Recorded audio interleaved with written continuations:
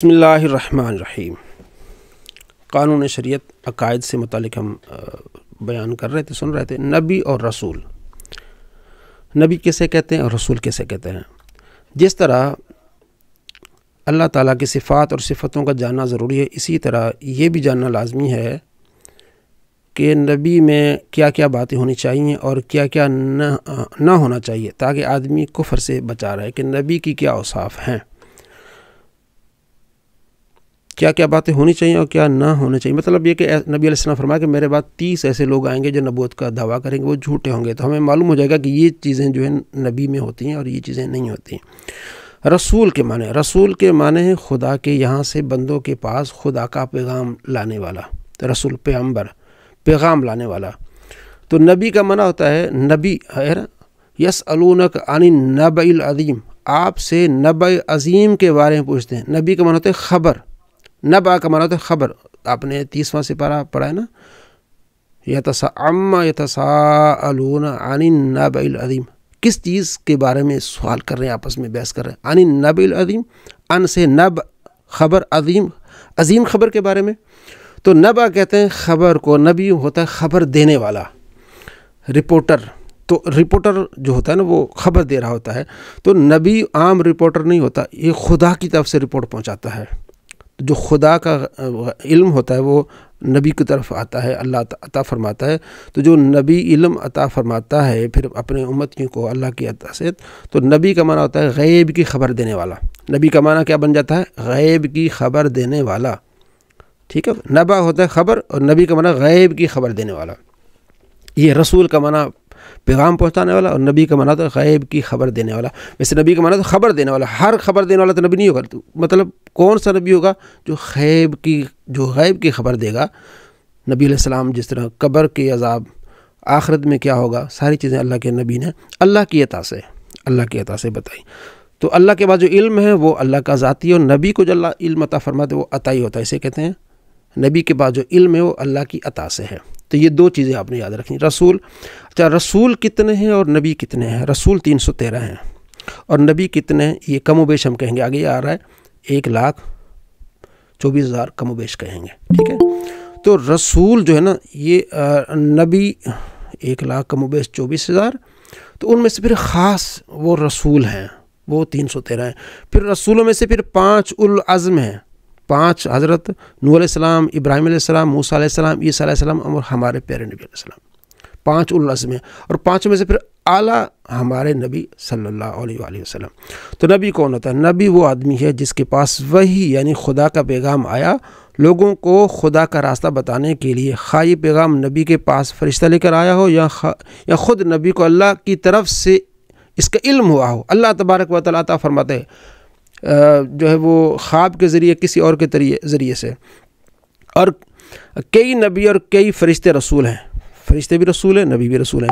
نبی سب مرد تھے، یہ لازمی اہم ہے، نبی مرد تھے، عورت نبی نہیں ہو سکتی۔ نبی سب مرد تھے، نہ کوئی جن نبی ہوا نہ کوئی عورت نبی ہوئی۔ عبادت ریاضت کے ذریعے سے آدمی نبی نہیں ہوتا، یہ بھی یاد رکھ لیں۔ محض اللہ تعالیٰ کی مہربانی سے نبی ہوتا ہے، اس میں آدمی کی کوشش نہیں چلتی۔ البتہ نبی اللہ تعالیٰ اسی کو بناتا ہے جس کو اس لائق پیدا کرتا ہے جو نبی ہونے سے پہلے ہی تمام بری باتوں سے دور رہتا ہے۔ یہ بھی ہے کہ نبی جھوٹ نہیں بولتا، بری چیزوں سے دور رہتا ہے۔ ہمارے نبی کو صادق امین کہا کرتے اعلان نبوت سے پہلے، اور اچھی باتوں سے سنور چکا ہوتا ہے وہ۔ نبی میں کوئی ایسی بات نہیں ہوتی جس سے لوگ نفرت کرتے ہوں۔ تو اس لیے علماء کرام نے فرمایا کہ جو حضرت ایوب علیہ السلام کے بارے میں نا کہ وہ ان کے جسم میں کیڑے پڑ گئے تھے اور وہ کیڑوں کو وہ کیڑے نیچے گرتے تھے، پھر ان کو اٹھا کے اپنے جسم میں ڈالتے تھے، بھئی تمہاری غذا یہ کھاؤ۔ علماء کرام فرماتے ہیں یہ اسرائیلی روایات ہیں، یہ ٹھیک نہیں ہیں، کیونکہ یہ گھن والی باتیں، نبی کے بارے میں یہ بات نہیں کہی جا سکتی کہ ان کو یہ چیزیں ہوں۔ ہاں بیمار ہوئے تھے لیکن یہ چیزیں نہیں، کیونکہ نبی کی شان یہ نہیں ہے کہ ان کے جسم میں نفرت والی چیز آ جائے۔ نبی کا چال چلن، شکل و صورت، حسب و نسب، تو اس بارے میں مجھے یاد آیا بخاری کی 7 نمبر روایت آپ پڑھ لینا تو مزہ آ جائے گا آپ کو، کہ آپ صلی اللہ تعالیٰ علیہ وآلہ وسلم نے جب ایلچی بھیجا تھا، ٹھیک ہے نا، تو وہ بادشاہ کی طرف، تو بادشاہ نے کیا جواب دیا تھا، وہ 7 نمبر جو روایت ہے نا بخاری کی پڑھ کے دیکھیں گے نا، کیا بات ہے، مزہ آ جائے گا آپ کو۔ ہاں اچھا، نبی کا چال چلن، شکل و صورت، حسب و نسب، طور طریقہ بات چیت سب اچھے اور بے عیب ہوتے ہیں، نبی کی عقل کامل ہوتی ہے، نبی سب آدمیوں سے زیادہ عقل مند ہوتا ہے، بڑے سے بڑے حکیم فلسفی کی عقل نبی کی عقل کے 1,00,000ویں حصے تک بھی نہیں پہنچ سکتی۔ جو یہ مانے کہ کوئی شخص اپنی کوشش سے نبی ہو سکتا ہے وہ کافر ہے، اور جو یہ سمجھے کہ نبی کی نبوت چھینی جا سکتی ہے وہ بھی کیا ہے؟ کافر ہے۔ ایسا نہیں ہے، ٹھیک ہے نا۔ وہ میں نے جو بات بتائی نا اس ہرقل بادشاہ کی، وہ بخاری میں ہرقل بادشاہ، ٹھیک ہے نا، وہ بڑا مزیدار واقعہ میں نے کئی مرتبہ جمعہ میں سنایا، ویسے میری غالباً ویڈیو بھی اس پہ ہوگی۔ معصوم کون ہے؟ نبی اور فرشتہ معصوم ہوتا ہے، یعنی کوئی گناہ اس سے نہیں ہوتا۔ نبی اور فرشتہ کے علاوہ کسی امام اور ولی کو معصوم ماننا گمراہی ہے، اور بد مذہبی معصوم نہیں کہیں گے کہ ولی یا ائمہ میں سے کوئی معصوم نہیں ہے، ٹھیک ہے۔